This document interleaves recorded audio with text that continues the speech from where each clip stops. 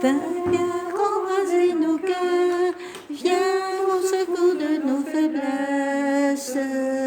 Viens, Esprit Saint, viens nous conduire vers. Remplis-nous de joie et d'allégresse. C'est bon. Merci. Comme ça, il ne sera pas dit qu'on n'aura pas invoqué.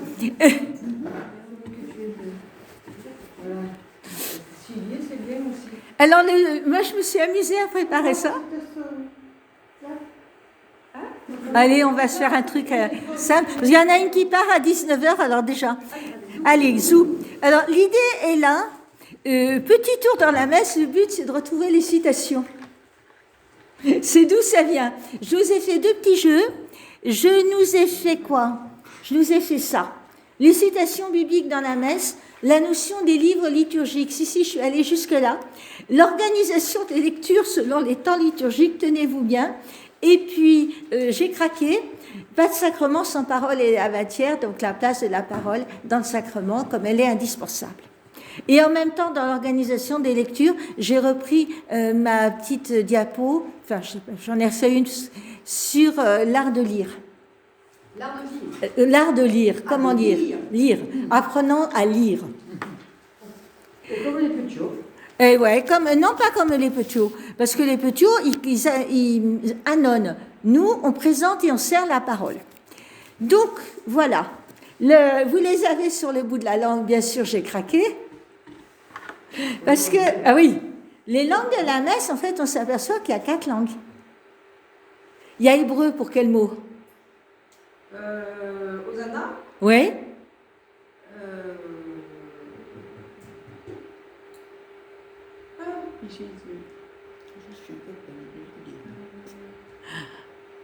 L'histoire du Père aussi. Hosanna, il y en a d'autres. Ah oui, il y en a quand même 2 autres. Ah oui. Amen. Oui. Et le troisième? J'allais dire ainsi soit-il. Interdit. Oui, mais et ainsi soit-il, c'est français, mais Amen, c'est hébreu. Et le troisième? Amen, c'est hébreu. Bien sûr. Et le troisième? Quand acclame l'évangile.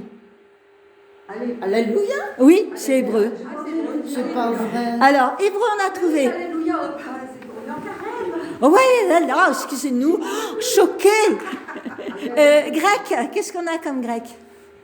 Il y a au moins, on a possibilité du grec dans la messe. Lequel? Jésus. Yeshua, c'est araméen. Grec.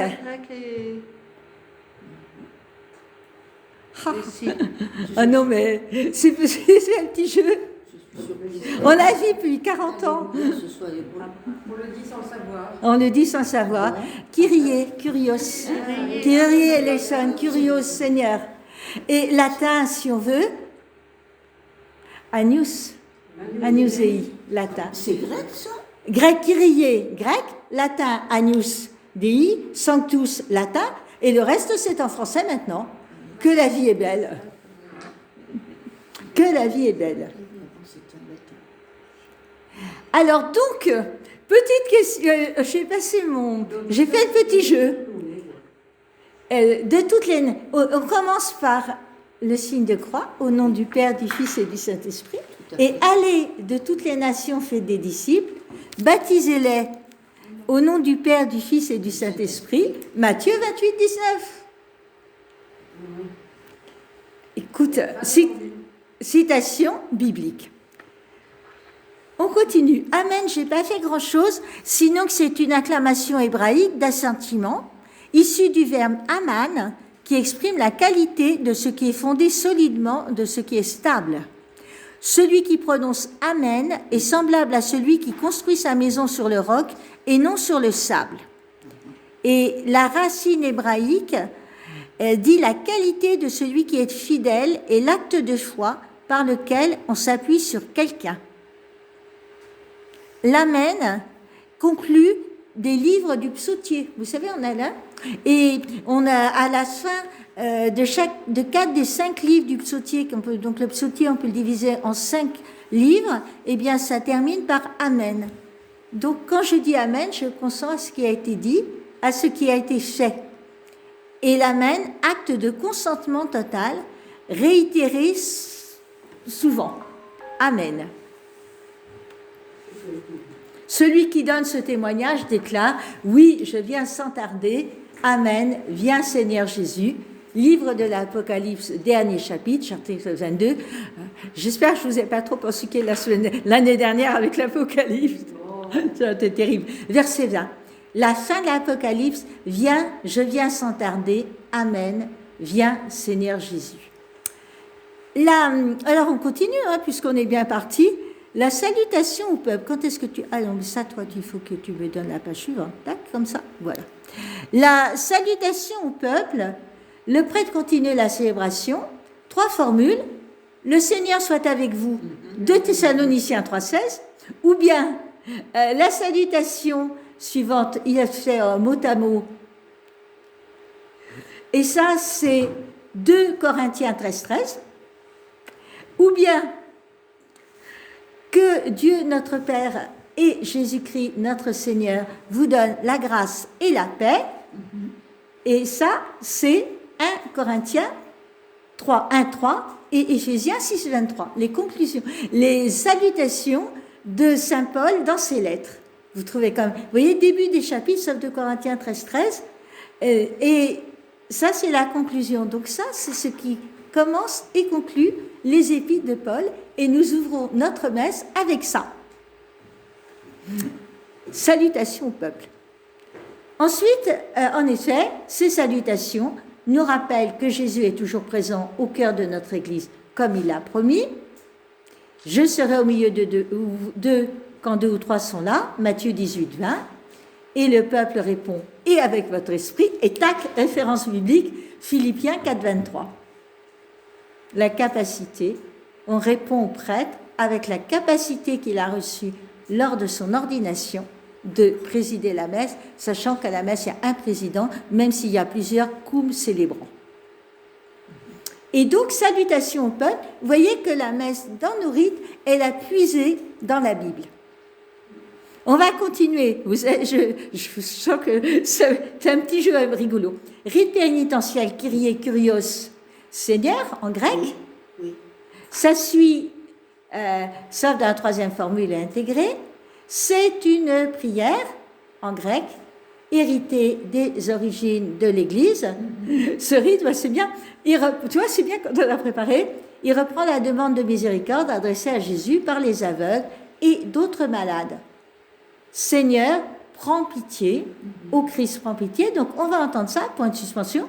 Et ça, on trouve en Matthieu 15, 22, Matthieu 20, 30, Marc 10, 47.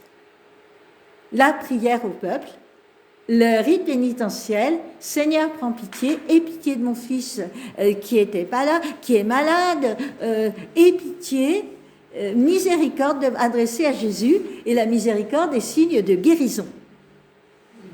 Et ouais.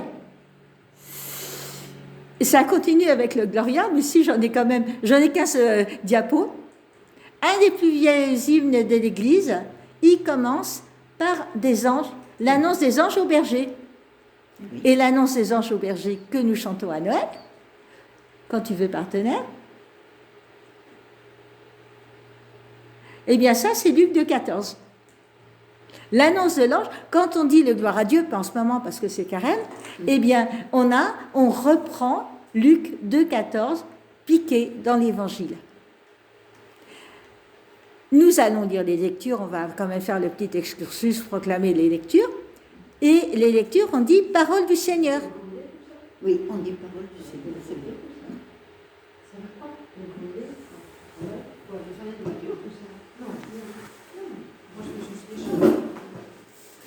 Et Parole des sœurs, Parole du Seigneur.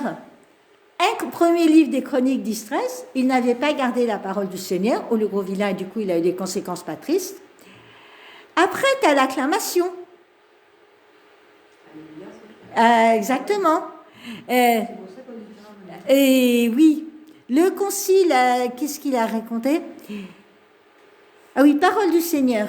Le concile Vatican II a réitéré le fait que Jésus est présent d'une manière particulière lorsque sa parole est proclamée à la messe. Et il nous rappelle qu'il est présent dans sa parole c'est lui qui parle tandis qu'on lit dans l'Église les Saintes Écritures. Donc on se fait porte-parole de Dieu. Et moi j'aime beaucoup quand on a la chance d'avoir des psaumes responsoriaux, un tas de trucs, c'est chacun est porte-parole de Dieu pour l'autre. C'est pour ça que quand il y a des choses à lire en alterné, je dis oups. Bien sûr qu'on peut tous les dire à l'unisson, mais c'est tellement agréable d'entendre la parole de Dieu de la part d'un autre. Et donc, la parole qui vient de l'autre, ensuite l'acclamation, donc louer le Seigneur. On trouve l'acclamation 23 fois dans les psaumes et uniquement en eux dans la Bible hébraïque, puisque c'est un mot hébreu qui clôture les psaumes en hébreu. Un jour, je ferai le coup des psaumes en hébreu. J'avais enregistré, j'espère que j'ai gardé, un psaume lu quand il est en hébreu. C'est magnifique de poésie, de rimes et tout. Et oui, ouais. La liturgie juive, la liturgie chrétienne l'utilise et on adopte ce chant, cette acclamation de l'Évangile. L'Église latine l'a choisi, et puis il y a aussi louange et gloire selon la formule paulinienne, Éphésiens 1,6 et 12,14. Il faut écouter un instant Saint Augustin commenter l'Alléluia du jour de Pâques. Je vous confie Saint Augustin. Saint Augustin nous dit que Alléluia signifiait louer le Seigneur. Louons le Seigneur, frères, par la vie et les lèvres, par le cœur et la bouche, par la voix et la conduite. Dieu veut que nous disions Alléluia sans qu'il y ait désaccord en celui qui chante. Mettons à l'unisson notre vie et nos lèvres, notre voix et notre conduite. Je le répète de peur que notre beau chant n'accuse notre conduite mauvaise. Chantons maintenant l'Alléluia avec sollicitude afin de pouvoir un jour le chanter en toute quiétude. Je continue avec Saint Augustin, c'est trop beau. Chantons Alléluia au milieu des anges et des tentations, nous autres, ici-bas, le chanteur doit mourir, là-haut, il vivra toujours. Ici, il chante l'espérance, la possession, là-haut. Ici, là-haut, c'est l'Alléluia de la route, celui de la patrie. Chante comme chantent les voyageurs, chante mais marche. Chante pour soutenir ton effort, ne cultive pas la paresse. Chante et marche, qu'est-ce à dire, marche. Marche, progresse dans le bien, progresse en rectitude de foi, en pureté de vie, chante et marche. Voilà le sens de l'acclamation par saint Augustin. Beauté, hein? C'est vrai que j'ai un public qui m'est un peu donné, mais je me dis que par les vidéos, le prêtre va encenser le pain et le vin. Et là, je vous ai fait le coup que ma prière devant toi s'élève comme un encens et mes mains comme l'offrande du soir. Et ça, c'est le psaume 140, verset 2. Et voilà que l'encensoir se balade. Donc, c'est le psaume 141 qui nous est donné. De même, au sanctus, c'est un mot qui est latin. Je l'avais dit, on avait trouvé hébreu, grec et latin. Vous avez été très bonne, comme d'habitude.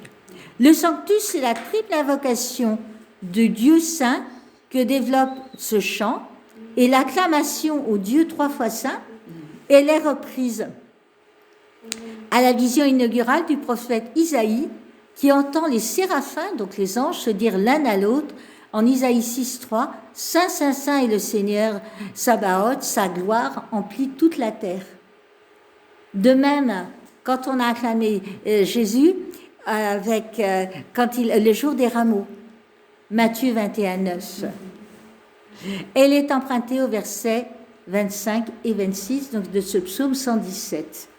Le sanctus, directement piqué dans la Bible.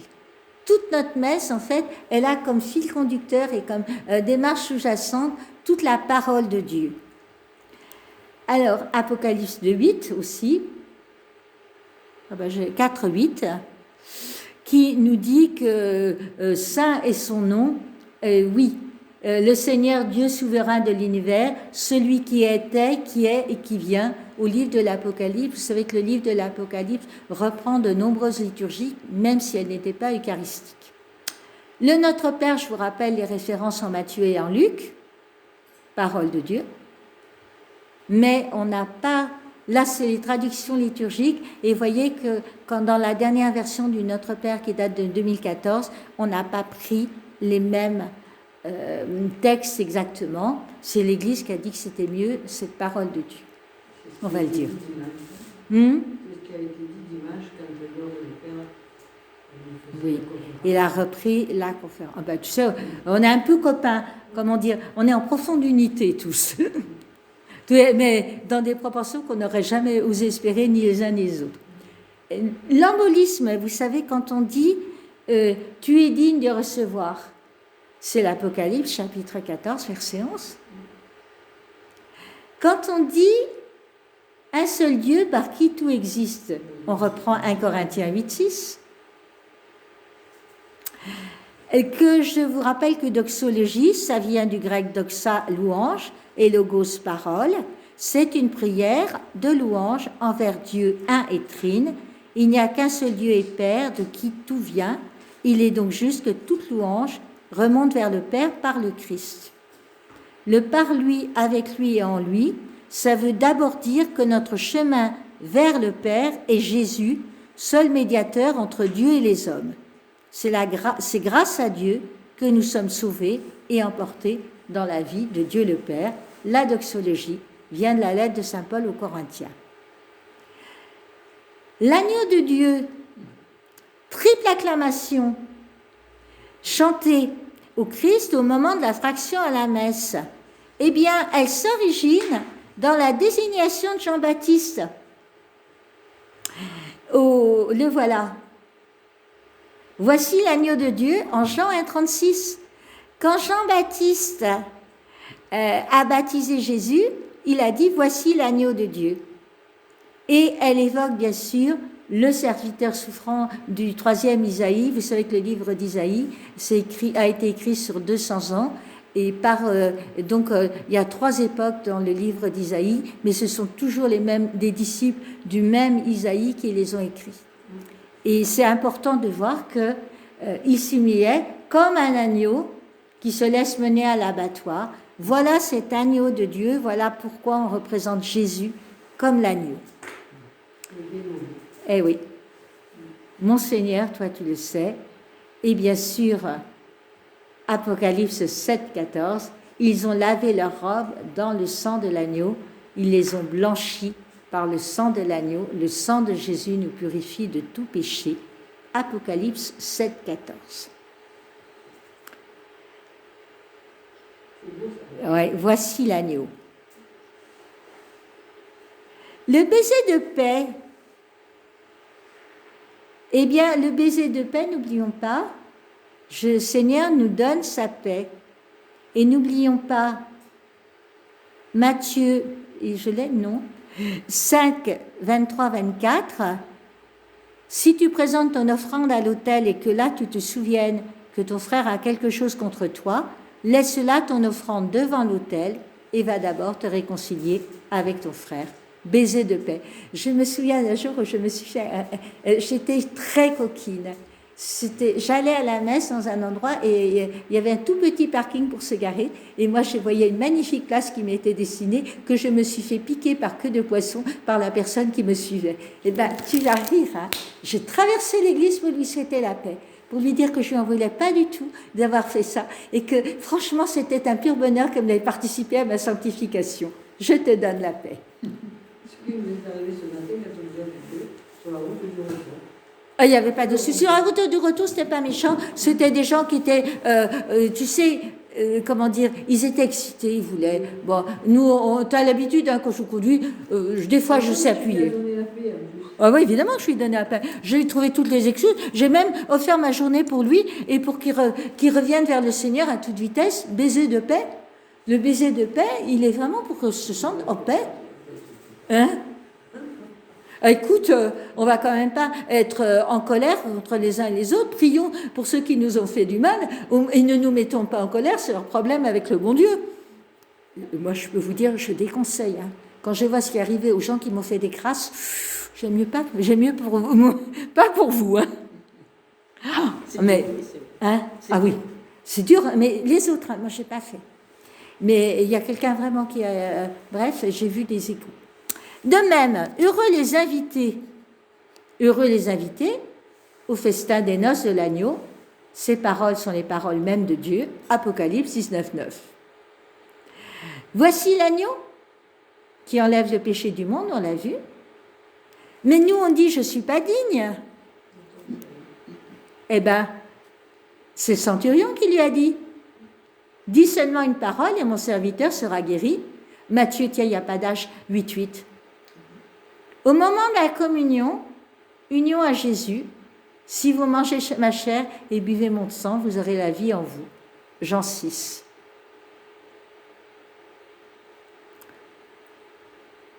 Et l'envoi. Alors c'est là j'ai craqué. J'ai craqué en pensant à toi, Martine. Je me suis dit, un truc pareil, ça ne peut que lui faire plaisir. Tu as les portes qui s'ouvrent et tu as la personne qui est envoyée pleine de lumière et il est envoyé sur le marché. C'est très sympa. Et en plus, bien sûr, la photo, j'ai gardé le copyright par politesse, libre de droit, et c'est une photo qui a été prise chez nous à l'Île-sur-Sambre. C'est vrai? Ouais. Tu peux la prendre, mais il n'y a pas de souci. Ce n'est pas la fin, ce n'est que le commencement. Donc vous voyez que la messe est complètement truffée de citations bibliques. Et vous êtes priés d'être lumineux dans le monde, vous voici dans vos familles et tout. Rendons grâce à Dieu que le frichti ait pu rester dans le four. Maintenant, on a des moyens de faire la cuisine qui nous permettent d'avoir 10 personnes à déjeuner et de faire tout le repas et d'aller à la messe. Hein, Florence, je te regarde.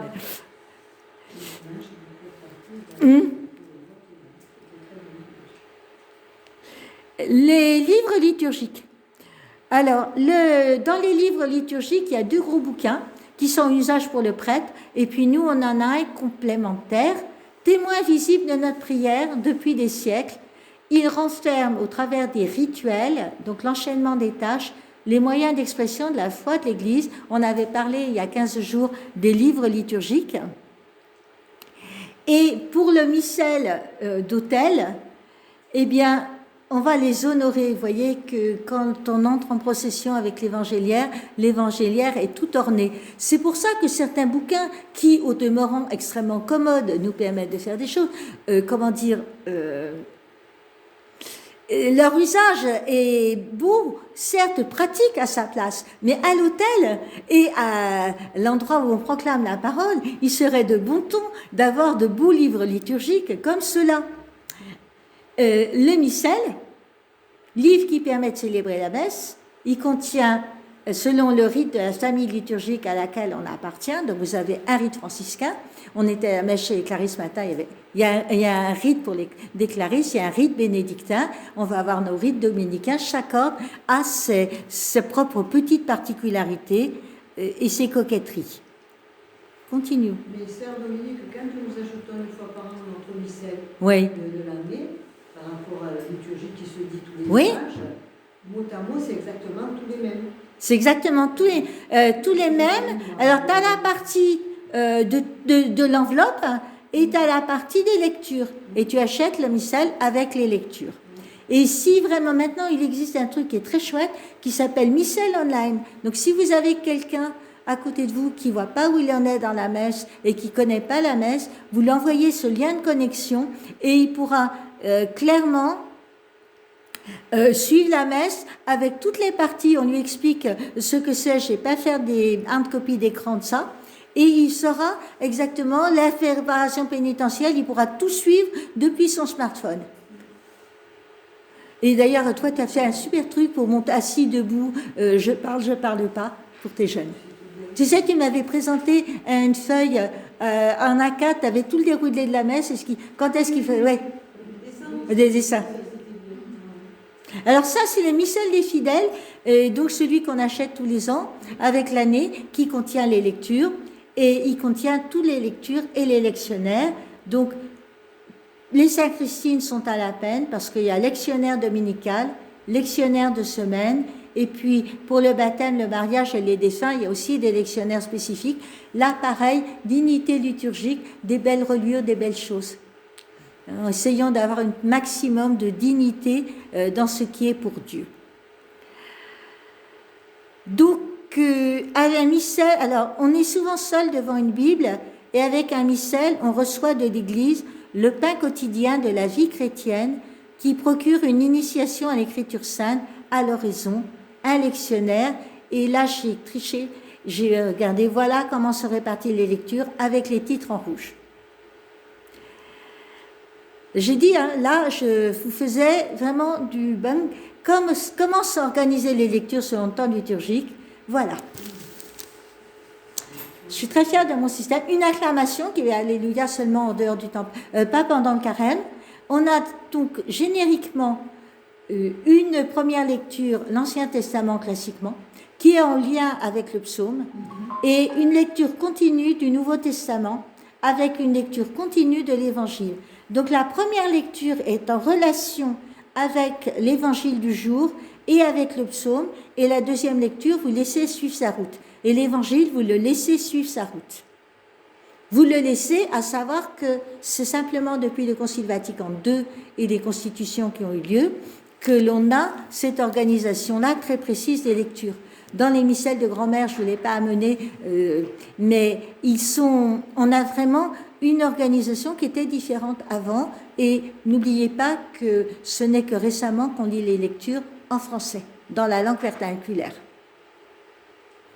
Là, tout ce que tu viens de dire, ça c'est super. Je voulais te poser cette question. Quand moi, le matin du bonheur, j'ai envie de lire, je veux dire, le missel de la fameuse messe du jour. Oui. Après, le Père, il y a donc 3 personnes qui parlent, il y a tout se déroulé comme tu dis. Après, il nous pose certaines questions et autres, le Père Gabriel. Oui. Et si on est, pour ma part, si je suis rentrée vraiment dans tout ce que je viens de lire et tout, et par rapport à certains mots que le Père nous demande de réagir, il y a des choses que je n'arrive pas à faire le lien parce que je n'ai pas compris vraiment le mot de cette liturgie à cet instant T. Oui. Tu vois? Mais oui. Il faut écouter les lectures. Voilà. Les lectures, n'oublions pas que c'est une proclamation. Voilà. On l'écoute. Et rien ne t'empêche ce matin de dire, pour la semaine, les lectures, vous savez qu'en semaine, on a une lecture, un psaume et l'évangile, sauf certaines fêtes, et je me suis amusée à la fin de ce diaporama de mettre les ordres de préséance. Ce qui, pour les personnes qui sont en équipe liturgique, rend beaucoup de service. Parce que des fois, on dit, mais pourtant, c'est le 25. Oui, mais ton 25 mars, il tombe le lundi de Pâques. Donc, c'est lundi de Pâques qui prime. Il y a des ordres de préséance, et selon les niveaux des fêtes, et encore avant qu'on consiste encore plus compliqué, eh bien, c'est telle fête qui prime sur telle autre. Maintenant, on a nos bouquins, on a notre électronique. Vous n'imaginez pas le confort. Je sais qu'avant qu'il y ait l'électronique, je me suis trompée d'une semaine pendant le bréviaire. Mon confesseur a éclaté de rire quand je lui ai avoué ça. Le crétin. Donc, les précisions sur le missel. Le dimanche, en général, la première lecture, lien avec l'évangile. La deuxième, le psaume, lien avec la première lecture. Là, avant et carême, la première lecture, lien avec l'évangile. Et les évangiles sont choisis d'une façon très précise en fonction du temps. C'est pour ça que là, merci pour le petit échange avec Lisette, c'était trop bon. Et la semaine, lecture semi-continue, première lecture, un psaume. Alors, pour les années liturgiques, 3 années ABC. L'année A, c'est l'année de Matthieu pour l'évangile. L'année B, c'est l'année Marc. L'année C, c'est l'année Luc. On est en année A, Matthieu.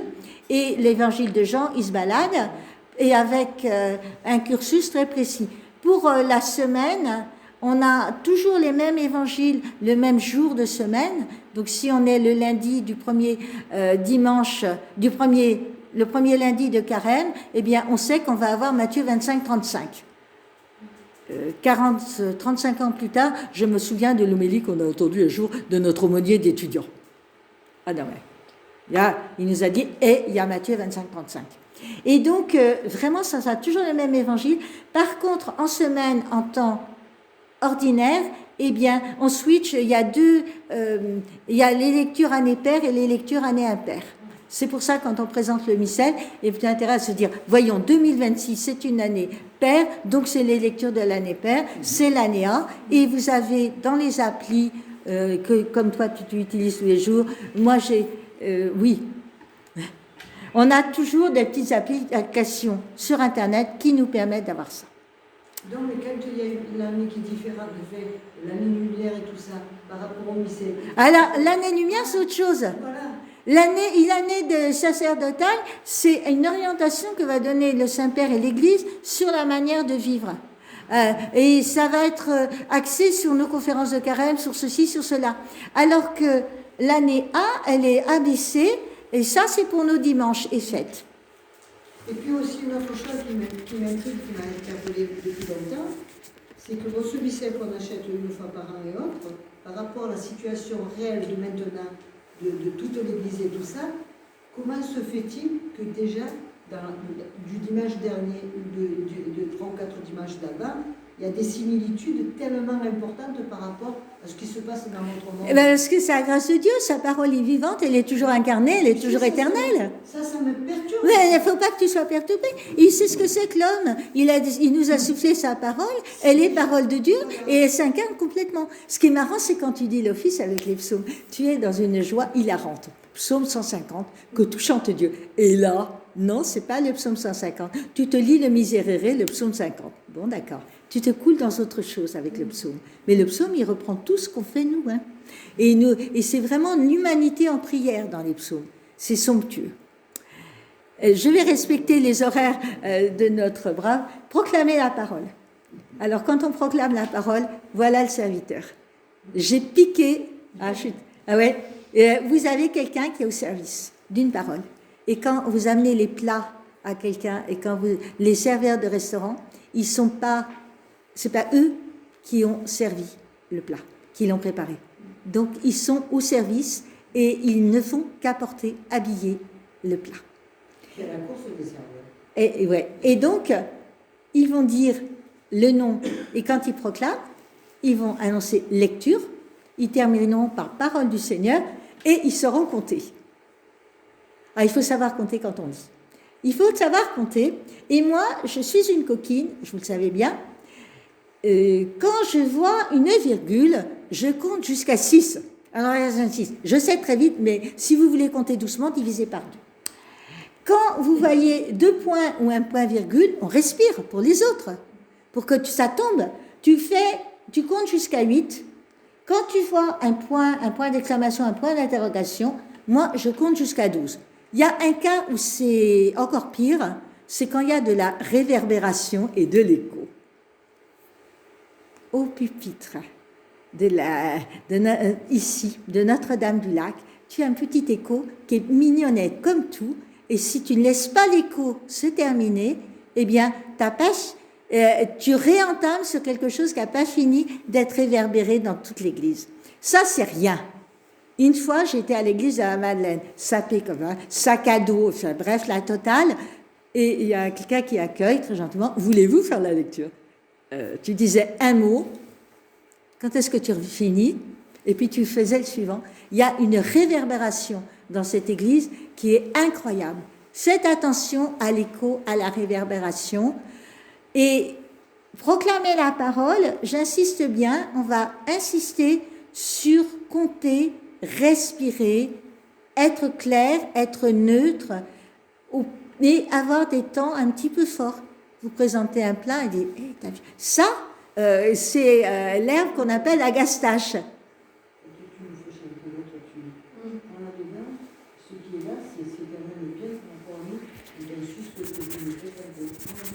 Ah non, il faut qu'il revienne, hein.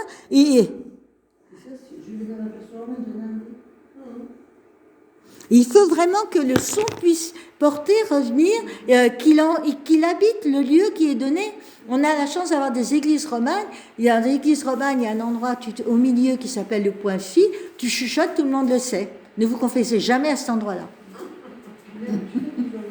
Je pense que... Ça contrarie pas le son des fois? Je ne sais pas. Je sais que moi, quand je répète que je suis toute seule dans l'église, ça n'a rien à voir avec la vie des pleine. Ah oui. En plus. Tout, tu comprends toujours. J'ai entendu qu'il y avait quelque chose qui perturbait. Donc, voyez, j'ai fait rapide et simple. Pour faire un peu plus sérieux, la parole, c'est la forme du sacrement. Et la parole de Dieu, dans notre jargon de sacramentaire, on parle de forme et de matière. C'est-à-dire qu'on va avoir, je ne sais plus où j'ai mis, et je vais vous le donner là parce que c'est quand même sympa, la forme. En termes, alors, il existe toute une théologie sacramentaire. La personne qui dit vous bossez sur la messe, bon, il en faut 2 secondes pour l'expliquer. Moi, ça fait des années que je travaille dessus et on y découvre toujours des choses. Il y a de quoi tapisser toute une maison, les murs d'une maison, avec tout ce qui a été écrit sur la messe. Donc la forme, c'est un des 2 éléments essentiels d'un sacrement. Nous recevons le sacrement d'Eucharistie, le sacrement du baptême. C'est la formule qui, restée assise, donne aux signes sensibles une signification précise. Par exemple, pour le baptême, vous avez la matière qui est l'eau et une parole qui accompagne. Je te baptise, une immersion. Donc forme et matière sont nécessaires dans les sacrements. Et si on parle de la parole de Dieu, c'est que la forme, cette parole, je l'ai mise dans une bulle, est fondamentale. La forme du sacrement, c'est donc cette parole qui va donner un sens à la matière, qui transfigure le sens ordinaire de l'élément matériel et le sens purement humain de l'action accomplie. Par la forme, la matière devient Dieu. Par la forme, le pain devient corps du Christ. Et ça, il faut vraiment en l'avoir imprimé. Et cette forme, cette parole, elle s'inspire toujours de l'Écriture à des degrés divers. Elle plonge ses racines dans la tradition de l'Église, définie par le magistère, par l'Église. Et ça, c'est issu, j'aurais pu le prendre, j'ai trouvé dans une constitution Gestis Verbisque de 2024 une note du dicaster pour la doctrine de la foi du 2 février 2024, donc très récemment, parce qu'il semblait qu'il y avait des risques de déviation et qu'on séparait, on changeait les paroles. Et on ne peut pas changer les paroles dans l'Église. On ne peut pas changer la forme qui est associée à la matière. Et la matière, c'est des éléments, signes sensibles du sacrement, qui va être précisé par, ça peut être l'eau et tout. Et tenez-vous bien, j'ai piqué ça. Piqué ça, c'est un excellent bouquin qui a été écrit par quelqu'un qui a été formé chez nous, les Dominicains. Et donc, la forme et la matière. Pour l'Eucharistie, la matière, repas de pain et vin. Pour la forme, parole de consécration. Pour le baptême, bain d'eau, la forme, invocation de la Trinité. Pour la confirmation, la matière, c'est l'onction d'huile, Saint-Crème, la forme, l'invocation du Saint-Esprit. Voyez jusqu'où ça va et ça se déploie, forme et matière. Après, saint Thomas d'Aquin nous parlera du sacrement permanent. Donc nous sommes, avec l'Eucharistie, à la présence réelle du corps du Christ. Et la grâce sacramentelle, c'est l'unité de l'Église dans la charité. Et le référentiel, c'est le Christ qui est offert en croix, en sacrifice sur la croix pour ça. De même, le baptême, on est baptisé dans la mort et la résurrection du Christ et à la grâce de naissance à la vie divine. De même pour la confirmation, on se réfère au Christ et c'est la grâce d'achèvement, d'incorporation au Christ par la plénitude de l'Esprit. Prends-le en photo. Prends-le en photo, mais double. Prends-le en photo. De toute façon, ça va se retrouver comme par hasard toujours au même endroit. Un curé vous parle. C'est pour ça qu'on est heureux de faire ça, oui. Mais sœur Dominique, quand on fait les enterrements avec le père et l'autre, il y a quelque chose qui me chiffonne aussi. Quand le charbon a brûlé, oui. Après tout ça, c'est Laure qui me l'a dit, et le père regardait. C'était pas le père regardait, c'était le père qui est ici, à un moment. Donc quand le charbon a brûlé, tout ça, après je le soustrais de son habitat, et je vais me mettre dehors, il faut que je le mouille, je le jette dans la terre. C'est un geste normal? Oui. Oui, alors, de même... Donc il s'est dissous. Oui. Donc à ce moment-là, je le mets dans un petit récipient oui. qui ne doit pas être en verre. Il y a une matière très souple. Oui. Et après, je vais avec mon eau pure, avec des bidons de... Moi, je le fais avec des bidons de... Oui, voilà. Et après, au pied de notre église, il y a un arbre. je le verse là et je mets de l'eau par-dessus. Mais oui, normal, c'est normal parce que c'est un sacramental. Et on a parlé des sacramentaux qui doivent être respectés et on doit respecter la dignité de ces éléments qui sont les sacramentaux. De même, l'eau bénite, on ne doit pas en faire n'importe quoi. De même, les liens, l'eau bénite, les rameaux, tu dois pas en faire n'importe quoi, tu dois les brûler. Quand tu laves le linge de sacristie, la première eau, elle va dans la terre. Ce qui vient de la terre retourne à la terre. 2 secondes des règles de préséance, je te lâche après, tu m'as demandé 19h, comme ça, je m'inquiète, parce que quand on me demande un horaire... Ah non, mais je ne veux pas imposer l'horaire à personne. Non, tu vois. Si je passe, c'est pas que c'est Je sais, j'ai entendu. T'es un amour. Alors, il existe le NUAL. Je ne sais pas si vous connaissiez le NUAL. Ce sont les normes universelles de l'année liturgique et du calendrier. Et dans l'année liturgique, 12 fêtes et solennités à date fixe, donc comme un 15 août, peuvent, selon certaines règles, avoir préséance sur la célébration dominicale si elle tombe un dimanche.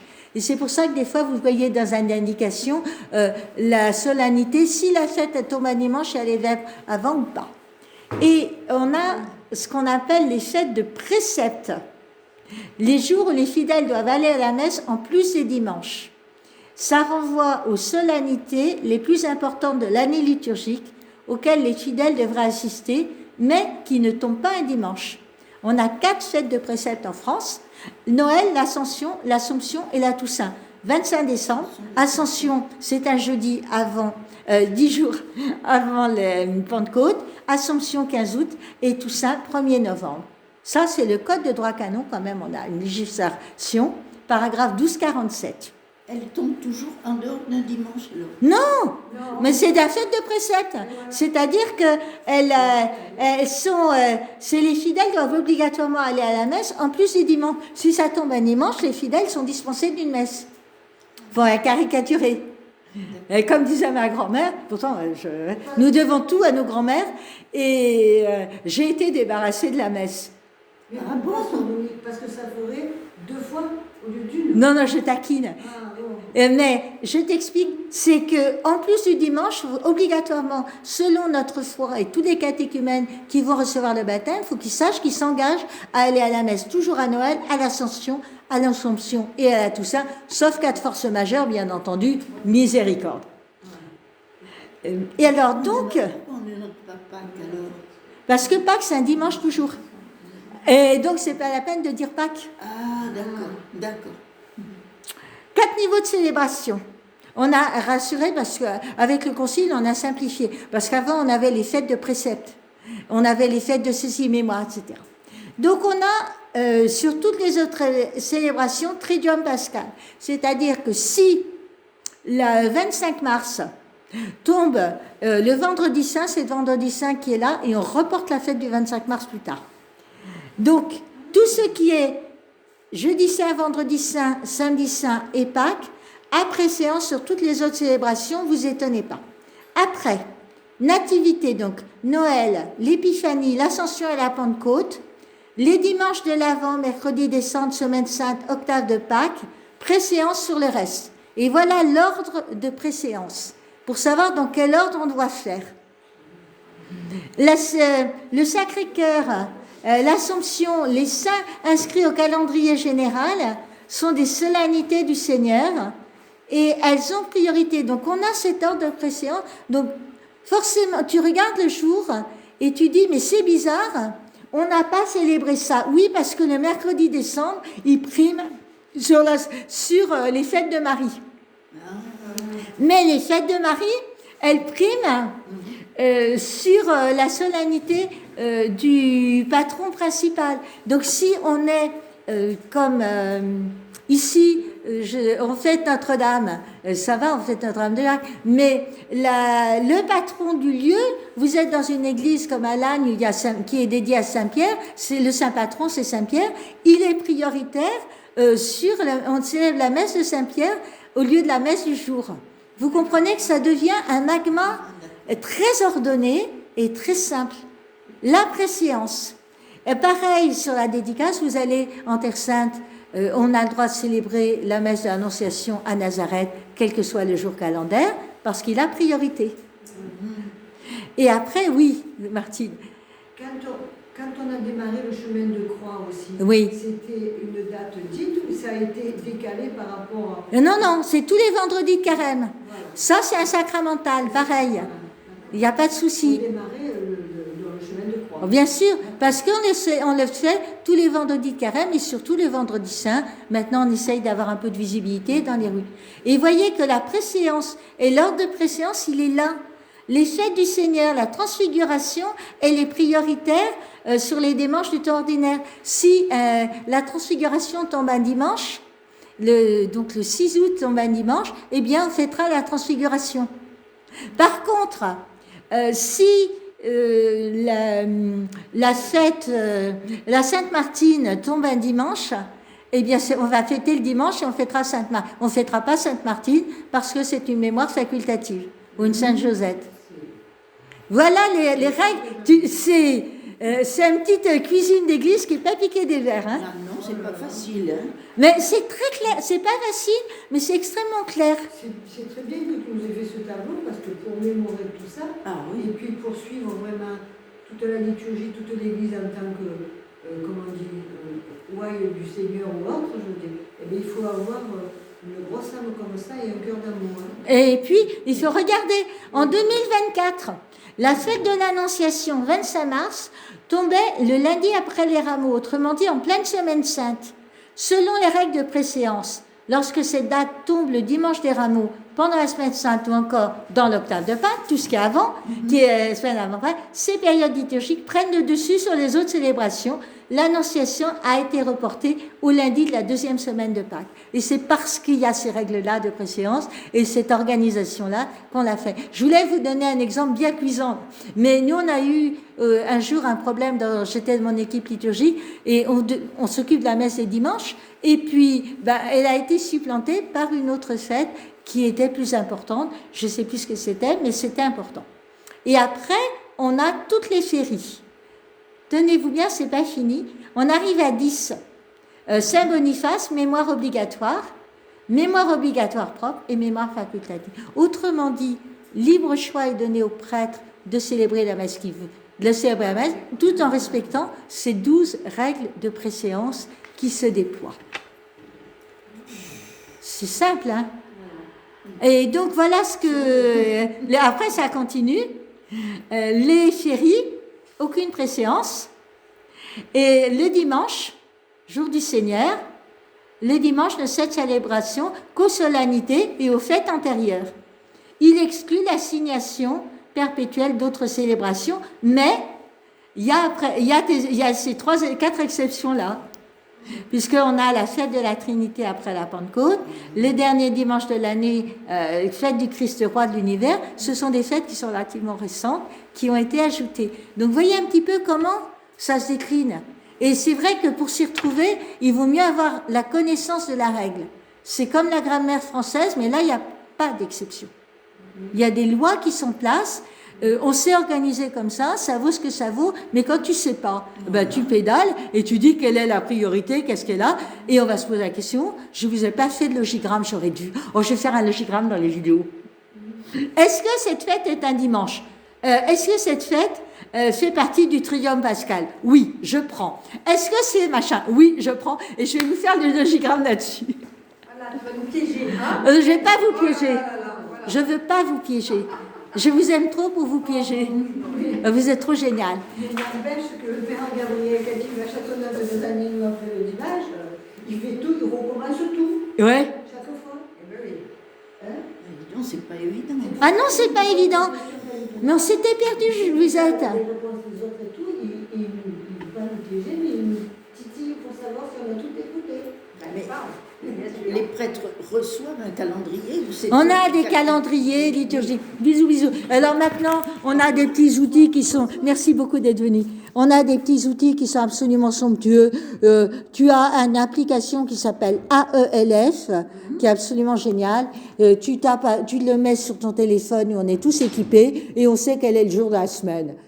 Tu vas sur l'Évangile au quotidien, pareil. on a beaucoup de petits outils électroniques qui nous permettent de suivre. Et l'avantage de ces applis, c'est quand tu...